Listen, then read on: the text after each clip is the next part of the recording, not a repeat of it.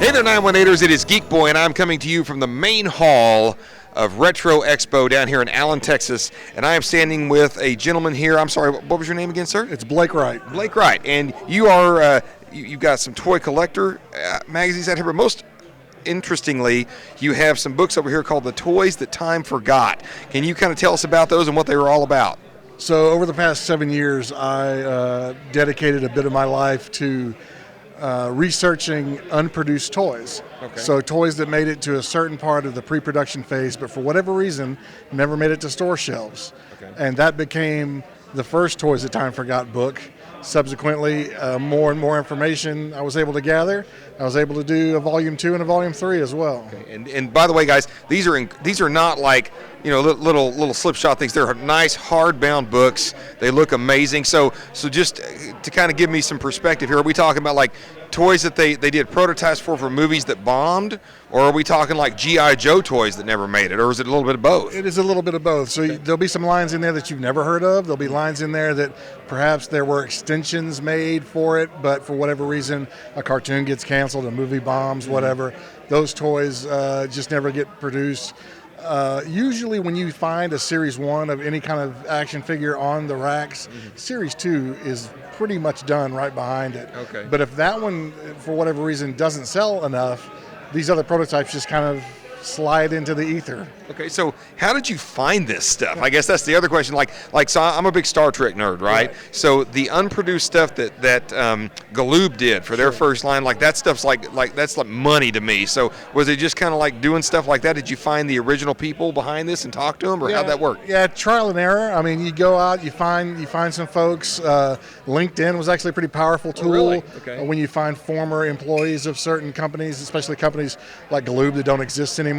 You know, I was fortunate enough to be able to talk to David Galoob himself. No kidding. Oh yeah. Oh wow, that's great. On some of the, he's retired out in I think he's near Tahoe somewhere. Okay. Last time I checked. Who can blame him? Yeah, right. If you got it right. So you know, when I did volume 2, I did an entry on the Last Starfighter, and Galoob had the license to do Last Starfighter toys.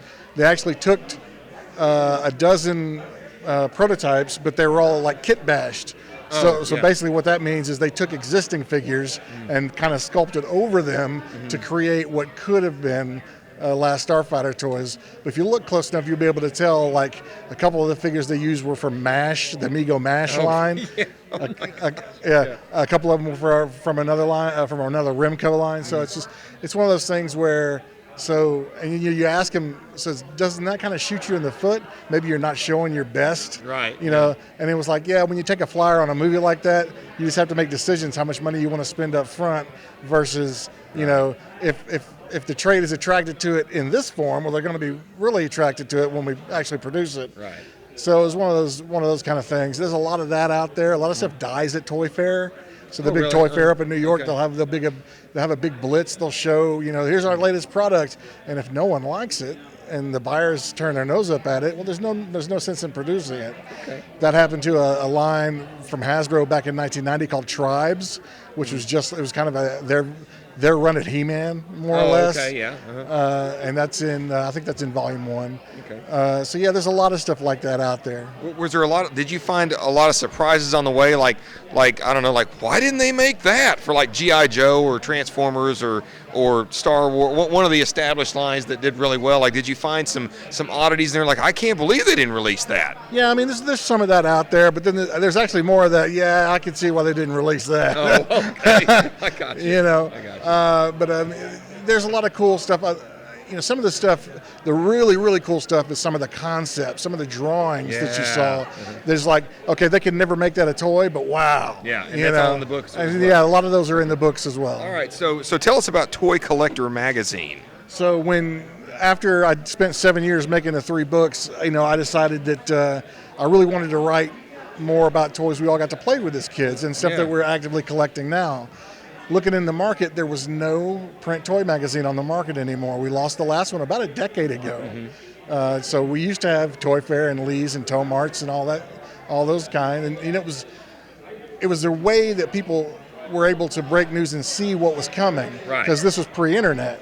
Yeah. And so the internet drove them all out of business, basically. But I got a bug about, man, you know, nostalgia's riding so high right now with everybody. So I wonder if there's actually nostalgia for a print toy magazine again.